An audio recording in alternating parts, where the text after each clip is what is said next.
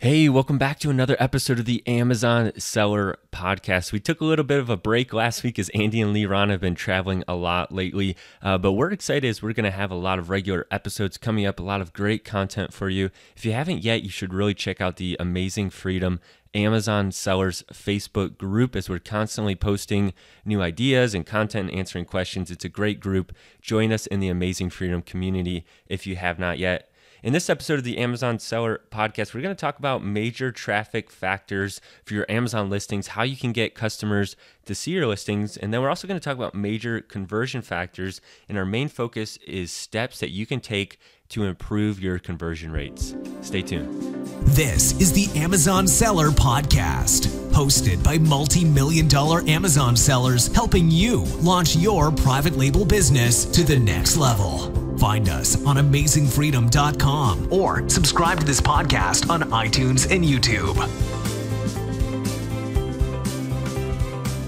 All right, so in this episode of the Amazon Seller Podcast, we want to talk about something that's super important to your overall private label and Amazon selling success, and that's steps that you can take to improve your Amazon listing and your conversion rate on your listing, right? Something that is really important if you want to convert shoppers into actual buyers, because that's when you're making your money, right? Now, before we do that, we just want to talk about real quick the recent Amazon-sponsored conference that was in New York called the Amazon Boost Conference that Ron and Andy, both of you attended. It's just a really interesting topic to talk about, having a conference at Amazon, their first official conference that they held that was open to all sellers. So why don't you guys just go over what that conference was like, what your experience was attending the Boost conference, and really what your main takeaways from the conference were? Sure. So, for me, it was exciting. This was Amazon's first conference that they did specifically for third-party sellers that were both male and female. They did hold a female conference in Seattle, I believe, last year, but this was the first that was opened up to both male and female sellers. It was a very encouraging from my perspective, because a lot of the sessions were about building your brand on Amazon. Definitely, they were very bullish, and a number of the breakout sessions as well as the main sessions were really around building your brand, which, that's what this podcast is about. That's what our business model is about. There are many other ways that you can make money on Amazon, but we really feel the opportunity right now to build and grow your brand. The door is wide open for that. So there were a number of sessions. One of them was creating your brand story. Another one was focused on PPC. Maybe Ron will talk about that a little bit. And for me, one of the main takeaways that I keep telling people is this is what was shared in one of the sessions. The second most trafficked page on Amazon is the daily deals page. And so that obviously is really geared toward folks that private label. So you want to utilize that. So just think about that for a second. The second most trafficked page on Amazon is daily deals. You definitely want to get your products, and you want to get them placed on that page. I had a few key takeaways from the event. One of the I saw Amazon really investing in their in their third party seller platform, and you could see how important the platform is to them. They really kind of went, in my opinion, they went all out on this event. They did a big networking event at a big lounge restaurant the night before. It was open bar, hors d'oeuvres. I mean, they definitely spent money on it, and I think their goal is to get closer to the sellers. Obviously, there's a lot of sellers. A lot of times, we have complaints about how Amazon does things, and so I think Amazon does want to hear from us how to improve certain processes and things at Amazon that are difficult for sellers. And they, I think, also recognize that while they're the number one and the key leader in the field, that there are now more platforms like Walmart and some options for sellers. And so I think their goal is to try to kind of develop deeper relationships with sellers. The one of the takeaways for me was kind of like Andy said, really focused on brand. So the future for brand owners like us who do private label is the ability to add video to our pages, the ability to create a Amazon store, almost like a 3-page storefront that we have a direct link to send people to, where they could just browse different categories and products in our store, as well as a button that customers can click on to follow our store, where you'll actually be able to send those customers that follow your store promotional offers and kind of communicate with them more.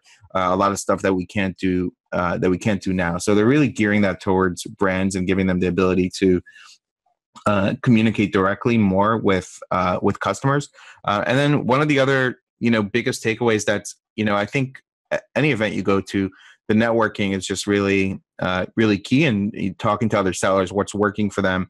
And kind of developing those relationships further once you meet somebody face to face is really important. But at this event, it was kind of like a double sort of benefit, because not only did you get to network with other sellers, but you got to network with some key employees that are at Amazon. And for me, there's a lot of value in having now their card for those employees. A lot of their employees don't have or didn't bring cards, maybe on purpose, but I did get some cards from some Amazon employees. I followed up with an email saying it was great to meet you.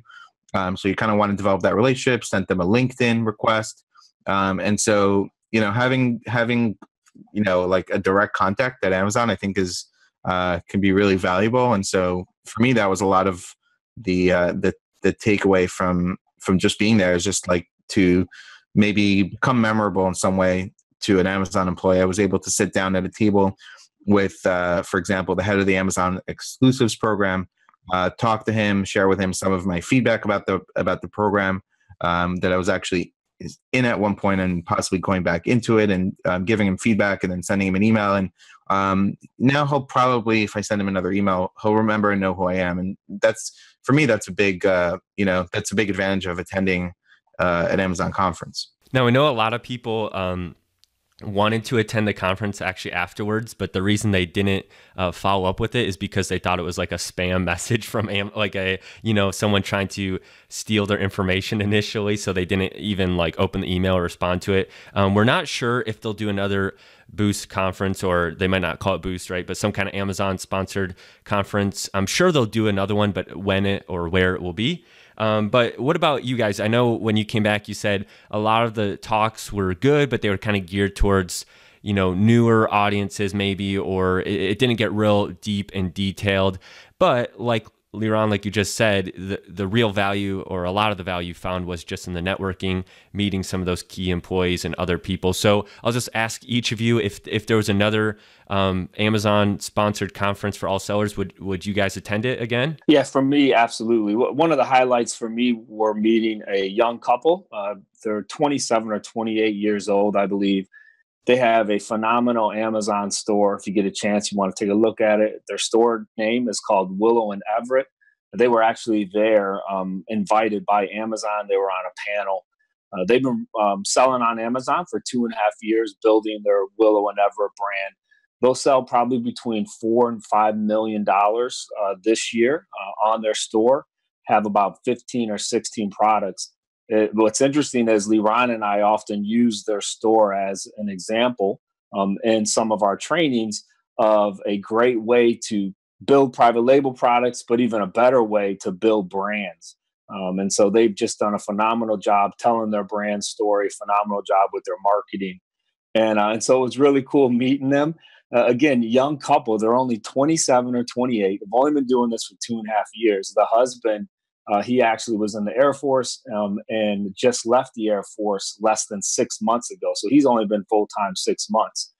So just mind-boggling again to me that they've been able to build a $4 million business in 2.5 years' time with only 15 products. And a lot of it had to do with their great marketing with their brand. Again, if you want to check out their store, you can check it out. It's called Willow and Everett. Awesome. Liran, you similar? Would you attend another Amazon sponsored conference?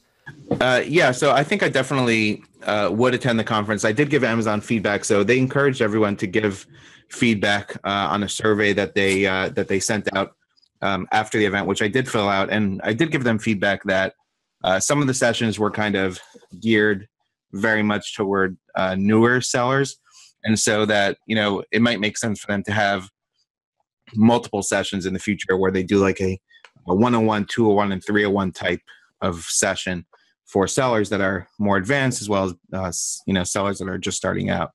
But I definitely would attend a future event. I think Amazon will do it again. Just a matter of, are they going to do this kind of thing once a year? They're going to do it more than once a year. But I think they definitely see the benefit. They also encourage people.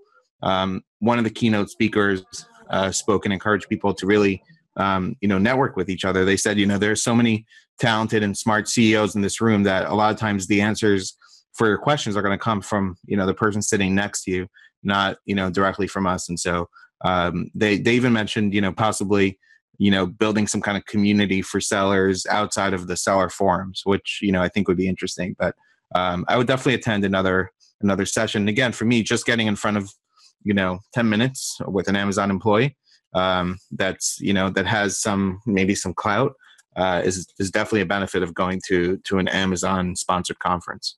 Awesome. So that gives us a look at the recent Boost conference. We just wanted to get you that information to our audience because we think that it's, something that hasn't happened before, like we said, and it's real interesting. So let's get into our main point of this podcast episode again, which is steps that you can take to improve your Amazon listing and really your conversion on that listing. So let's go over that. Andy actually recently made a post in our Inner Circle group that's for our course members that was really valuable, and it actually covered this topic. So we're going to talk a little bit about that, kind of give you an inside look maybe at some of the type of stuff that we talk about all the time in our Inner Circle group. So one of the main things that Andy's post focused on was major traffic factors for your listing. So maybe if you guys can just go over what you feel are, and I know Andy listed 4 of them in his post, but maybe you can talk about 4 major traffic factors that really influence or, really define your Amazon traffic to your individual private label or any listing that you create, and just go over what those factors are. Sure. So I'll just list the 4 factors, and maybe I'll take the first one. The 4 factors that, again, this is how are people going to find your listing, right? So I think personally, the first one's keyword ranking. Second one's the main image. Third one is going to be price. Fourth one's going to be the quantity and the quality of reviews. So the first one with the keyword ranking, when you build your listing, and this is where a lot of people don't understand this process, you have to have the proper keywords built into the front end of your listing. So that's the title, the bullet points, the description, as well as the back end of your listing. And that's a lot of work, to do it right. And Lee Ron has an amazing process that he teaches all of our members in our Inner Circle group. I think personally, it's the best process that I've seen out there. It takes, a good 3 to 4 hours if you really want to mine the relevant keywords for your listing, and use a very thorough process. If the keywords are not in your listing on the front end or the back end, it's not going to be found, and therefore it's not going to get traffic. So for me, I think the number one thing is you got to be able to have the relevant keywords. Awesome. So yeah, keyword ranking, or the keywords that are part of your listing, is one of the major traffic factors of how customers or potential shoppers are going to discover your product, right? So the other 3 were main image, price, and then quantity or quality of reviews. If you just want to go over those, Liron, with us. Sure. Yeah. So, I think your main image is, really, really important. I mean, you have about 2-3 seconds at most, maybe, to, impress a customer, to get them to actually stop and click, to get their attention and stop and click on your listing versus somebody else, right? Because at the end of the day, right around your listing is probably, either as they scroll on their phone or device, or as they kind of look on the desktop on a page, there's going to be a lot of listings of products that are going to look very, very similar. And that's the nature of a marketplace like Amazon. And so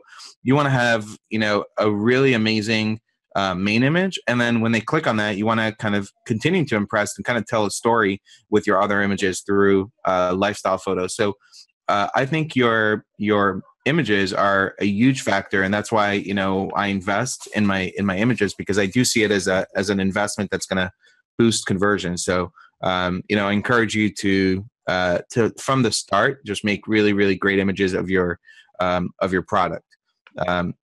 So that's number one. And then you were talking also about what title and reviews or. So also the keyword ranking was the first one. The second was main image, and then we have price, and then quantity and quality of reviews. So how did those influence or impact traffic factors to your listing? Sure, definitely. So let's talk about reviews. The quantity and quality of reviews are definitely a factor. I think the quantity, for example, is a relative number. So a few things. One, you can actually sell a lot of products. I recently posted in our Inner Circle group. I have a product that I sold, 150 or 180 units so far. I've had 0 reviews on that product. Part of the reason why I think I've been able to sell so many units without having a review yet is because my images, my title, my bullets are much better than the competition. And so even though I don't have any reviews, the other factors are giving buyers confidence to purchase the listing. I have a money back guarantee in my bullets. Again, I have really great lifestyle photos, and I think customers are influenced by my other factors. And then as far as the quantity of reviews, that's really relative. So you can have a listing with 5 reviews, and if they're 4 point or 4.5 stars, that product could sell very well if the listings around it are also let's say less than 100 reviews, right? Like 20, 15, 40. On the other hand, you can have a listing with 5 reviews, but if your competition, all the listings around you have 1,000 or more, then you're much less likely to capture that traffic when customers are scrolling through, because what are you more likely to click on, 5 reviews or 1,000? When I see 1,000 reviews, I'm like, wow, a lot of people are buying that product. It's a social proof, which is a major factor that's an influencer. So, and that's why evaluating reviews and the keywords that you're going to target is so important, because I don't want to target a main keyword for my product where I'm going to put my listing in that vulnerable position of having, starting out with no reviews, but even again, getting 5, 10, 15, 20 reviews in the first month and being around sellers that all have over 1,000 reviews, because it's really fighting an uphill battle. So you need to kind of realize that your quantity of reviews is relative, and even quality. There are some categories of just some products that a lot of the products are just 3.5 star type of products. They're cheap, maybe $6, $7 products. People don't care that the reviews are like so. They're going to buy the product anyway, and it's okay. You can get away with 3.5 stars. And then you have the type of products where you really need to have 4.5 stars in order to sell. So I think on the reviews front, it's all really relative. And then your keyword ranking, that's obviously, a very, very important factor in terms of getting traffic. The better the more you show up on Amazon for keywords that have search volume, the more traffic you're going to get. But again, the other factors are you need the other factors to influence those clicks. So you could be the number 1 spot on a page, and sometimes I'll run searches on products and I'll see a listing that's, let's say, the 3rd listing on the first page, and the 2 sellers in front of it and the 5 sellers after it all sell a lot more than that listing. And that could be one of those things where their main image isn't great, or their price is too high. So they're ranking, but they're not really taking full advantage of that traffic because they're missing the other factors. And that's kind of why it's important to have those other factors. So it's really a combination of the things we said, the reviews, the price is a factor. I think price is also an influencer in Amazon's algorithm of how they rank you. So I've tested this where I've lowered my price and suddenly I show up a little bit higher in the search results. Why? Because Amazon, a lower price, Amazon likes that, right? That's better for the Amazon customer. Also, Amazon knows that more people are likely to buy, and that makes Amazon money, and that keeps the customer satisfied. And so price is also a factor in influencing it. So all these factors you really need to have all of them in place in order to get that traffic. But also you need to evaluate your competition in order to see what is going to be the requirement for your product specifically to get those clicks. Awesome. So those are our 4 major traffic factors for your listing, how you get customers to even view or go to your listing. But again, our main topic or focus here is steps you can take to improve your conversion for your listing. So now we're going to look at 5 major conversion factors. So once you actually get that shopper, that Amazon shopper, to go to your listing, that's not enough, right? We can't just have them stop there, because if they leave and they don't buy, that's no good for us. So we're going to talk about major conversion factors. Andy, if you can just, again, list those 5 major conversion factors, and there might be more than this, right? But we think these are 5 of the important ones that we'll talk about here today. And then we'll talk about how we can improve those. And then we're going to get a little more technical here, actually. So if you're listening, this is a little bit maybe more advanced than some of the other topics we cover, and a little more technical. But we think it's good because we're going to talk about ways that you can actually look at data that Amazon provides us and use those metrics and data to maybe make better decisions, make changes, and optimize our listing. So Andy, if you want to go over those major conversion factors for us. Sure. So when we say the word conversion, because when I first started selling on Amazon, didn't really understand it. It means buy, basically. So conversion means the customer came to your product page and then they bought it. So it converted into a sale. It's not a religious thing, Andy? Yeah. In this instance, it is not. So these are the 5 factors that we think lead to good conversion on your listings. The first one's going to be title. Second one is bullet points. Third one is the auxiliary images. Fourth one is the most helpful or most recent reviews. And then the 5th one is going to be the product description.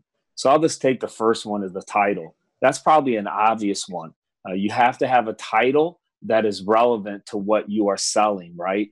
And so if somebody clicks on your listing and the title is a mismatch to what you're selling, then they're going to bounce from your product page and go somewhere else. That's not going to lead to a add to cart button or to a buy now click.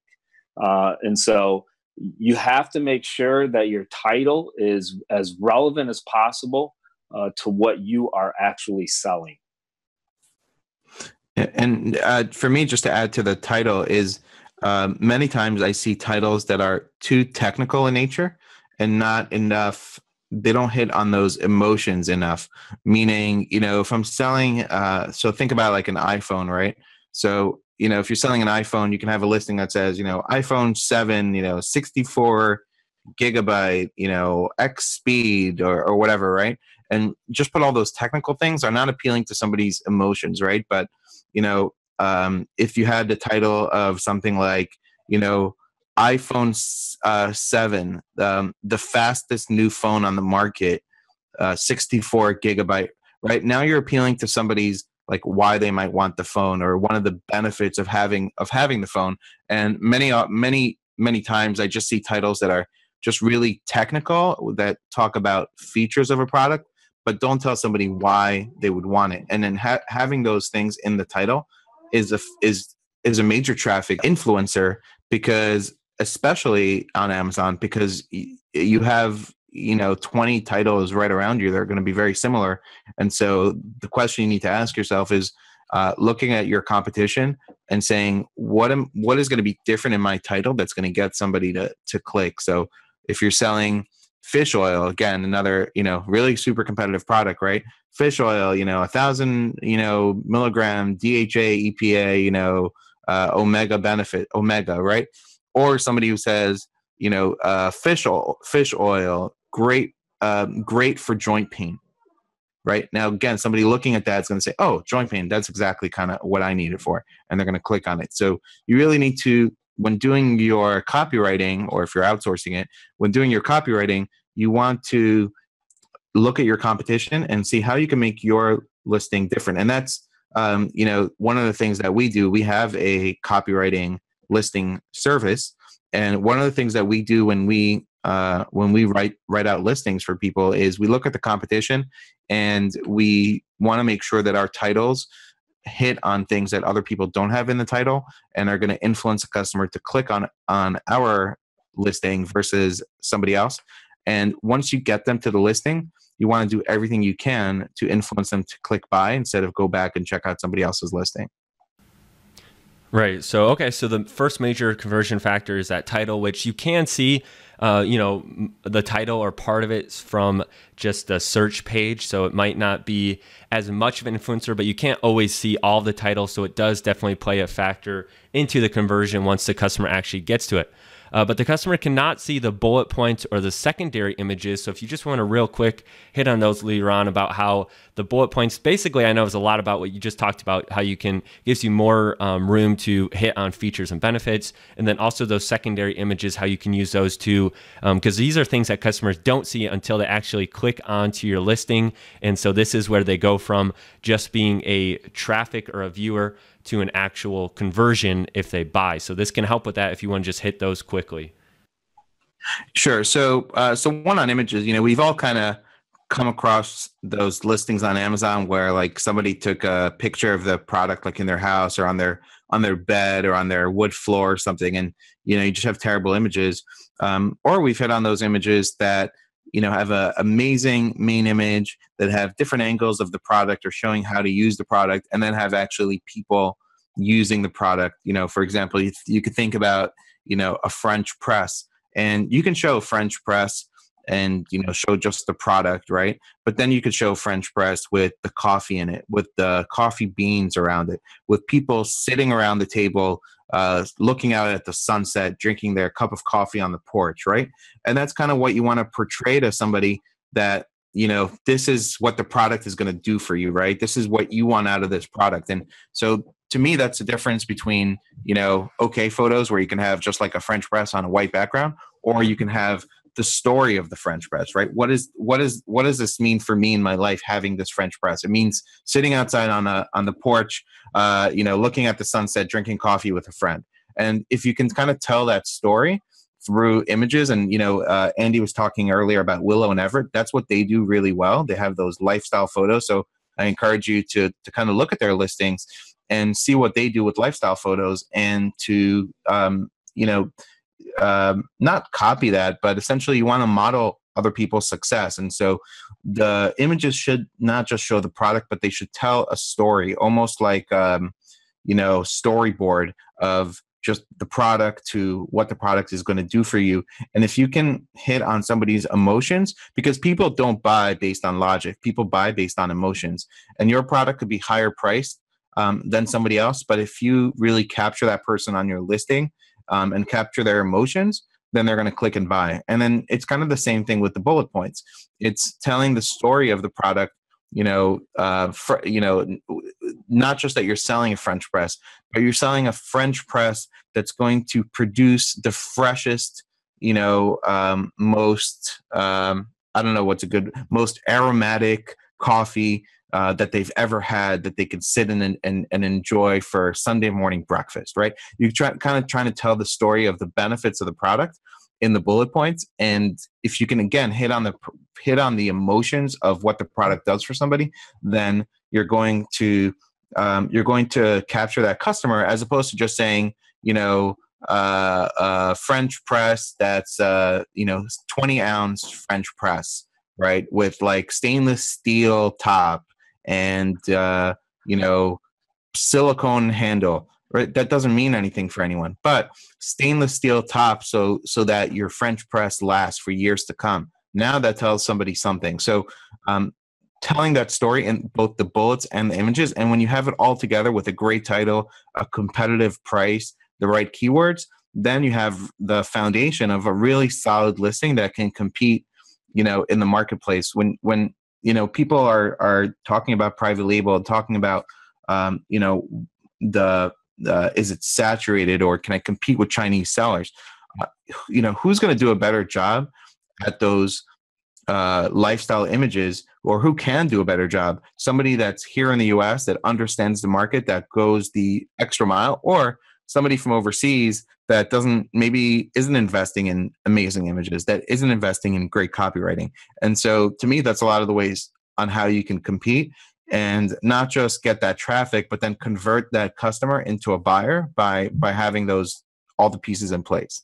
Right. Those secondary images as well are a great place to give additional information that customers are looking for. You can use text to maybe describe some key features that aren't immediately noticeable on the main image. But what you want to hit on is stuff that customers might have questions on, right? We are visual creatures. We don't like to read through stuff as much sometimes. So if you can point out something that every customer has a question about, boom, real quick on that second image, it makes it your conversion go up likely because, customers feel that they don't have to search through your listing and they don't hit that back button and just look at the next listing to see if they answer their question faster.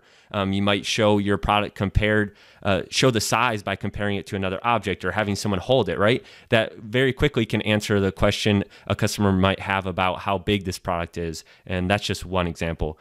So those are two or three really major conversion factors. We looked at the title, the bullet points, and the secondary images. And I'll just hit the last two real quick. The most recent and most helpful reviews are the reviews that really customers, when they scroll down, are going to see first, right? Amazon displays the most recent reviews on the right-hand column usually, and then they display, if you're on desktop, and then they display the most helpful reviews in order that are based on upvotes and downvote system, basically, that Amazon has put in place. And so those are the reviews that most customers are going to see, because just like search rank or keyword search ranking, right? Most customers don't go to the second page of search on Amazon.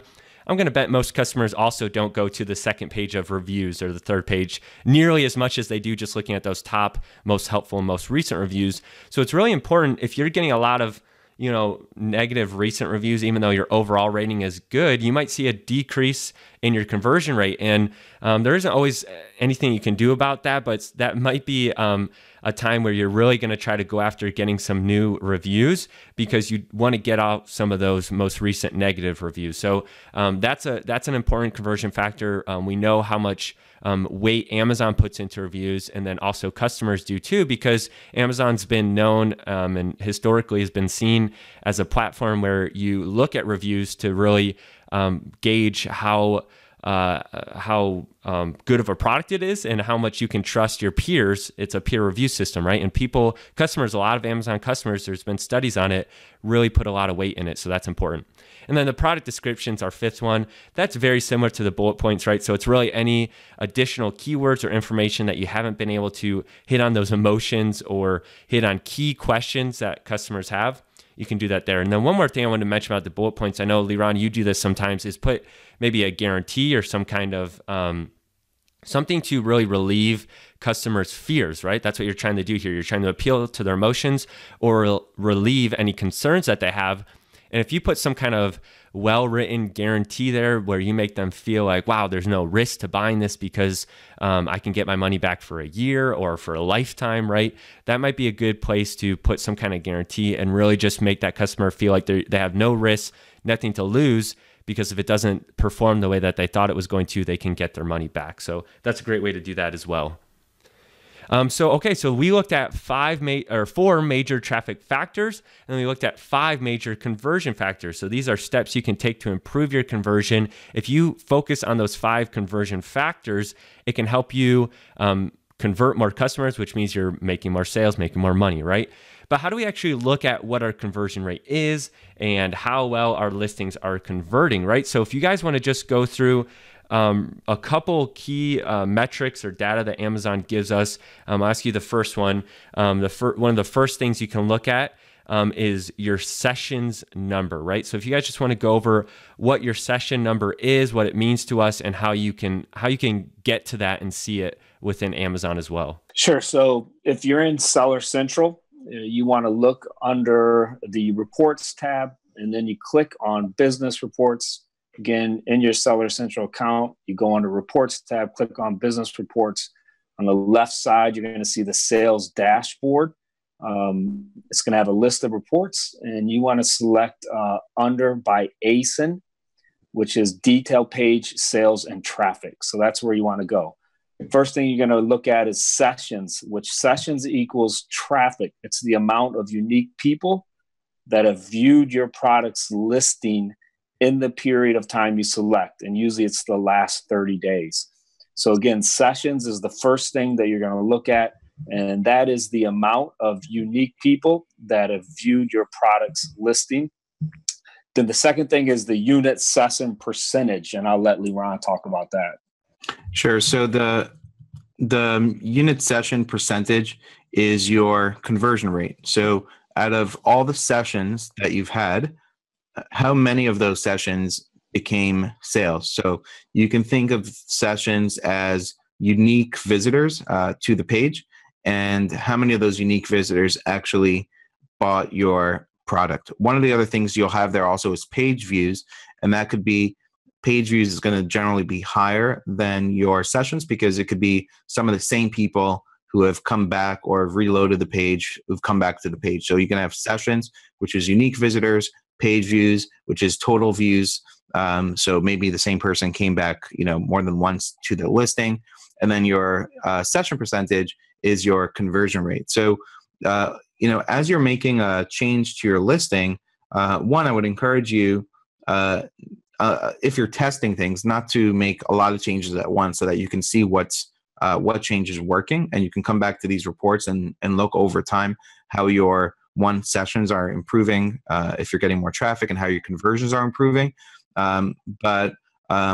Also, if you are making changes to your listing, so let's say you've just uploaded new images, you can come back here and see, okay, well, is the traffic that I have now versus last month, is it converting better than it was? And so understanding and knowing these numbers and kind of keeping track, and again, you can go back in different time periods. So you can look at, from let's say from January 1st till March 31st, how did I do? And then in the second quarter, how I did. And you can kind of look over time how changes that you're making to your listing are improving your sessions. And so, all the factors that we spoke about, like title, bullets, images, price, all these things are going to influence your conversion rate and also influence your traffic. And so it's really important to understand what your numbers are and kind of see which direction you're going. Are you moving up in terms of your conversions? Are you moving down? And sometimes it's not always going to be, understanding your market and your competition also. So for example, maybe you haven't done any changes to your listing, and your conversions are way down. Why? Well, maybe you have 5 new competitors selling at 20% lower than you and ranking better than you, right? So looking at it and then looking at your conversion rate, and then over some time, and then saying what's influencing the change and understanding your market allows you to really understand kind of what's happening with your product and what's happening in your specific niche. And so, that's why we kind of want to encourage you, because a lot of sellers are not looking at these numbers, and you should have a goal. So a good goal to have for your conversion rate is 10%, for example. So if your conversion rate is at 7%, you want to ask yourself, what can I do to improve that? You may want to play with your price, or again, change your main image, or test certain things, and over time see how it's influencing your conversions. Awesome. So yeah, a little more technical here, like we said, because we're looking at basically data and numbers that Amazon's given to us. And whenever we do that, sometimes can be a little bit confusing. And I like that you said that at the end there, because I think what we all like to hear usually is like a set number or goal. You feel like 10% is probably a pretty good goal. But like you said, again, just to reiterate, is that it really depends on your niche and the amount of demand, and each product can be different. So 10% for one product might be really, really good, and for another product it might not be that good, right? But it's kind of like a median set place that you can look at. And it also depends on the quality of your traffic. So for example, if you're driving traffic from sponsored ads and you're targeting, so let's say you're selling a barbecue glove, and you're targeting some very broad words that are getting you traffic but are not so relevant. So for example, you're bidding on the word glove, where some of that traffic may be related and some of that traffic may not be related. Then you might get a lot of traffic that's not going to convert. And again, that may not be the root cause of those failed conversions, may not be your listing. It may be the quality of your traffic. And, maybe the solution is just optimizing your sponsored ad campaign. So, it's kind of like you have to, be a little bit analytical when you look at these at your session conversions and your traffic, and see, kind of ask yourself, what am I doing that is resulting in a low conversion rate? Is it something specifically in my listing, or is it just that the quality of my traffic? And specifically, if you have a very high advertising cost of sales in your sponsored ads, that's going to kind of match up to that story being correct as far as your traffic is just not targeted enough. So the first thing you want to do is really look at the numbers, and then try to understand the story of what's behind the numbers. Awesome. Well, I think that gives us a good look at major traffic factors and major conversion factors, and really what you need to do in order to get customers to turn into buyers. So that's going to do it for this episode of the Amazon Seller Podcast. We covered a lot of information here today. Hey, if you haven't yet, you really should check out our Facebook group, the Amazing Freedom Amazon Sellers Facebook group, and also the Amazing Freedom Facebook page. We give a lot of information here, and you can find all of our trainings and podcast episodes and talks all in one place there. And you can also check out amazingfreedom.com for further information. If you have a question that you want to ask us, or a topic you'd like covered in a future podcast episode, you can go to amazingfreedom.com/ask. And we'll get to that question in the future. We'll see you next time on the Amazon Seller Podcast. You've been listening to the Amazon Seller Podcast. Make sure to subscribe and join us next time for another look at how to dominate the Amazon marketplace.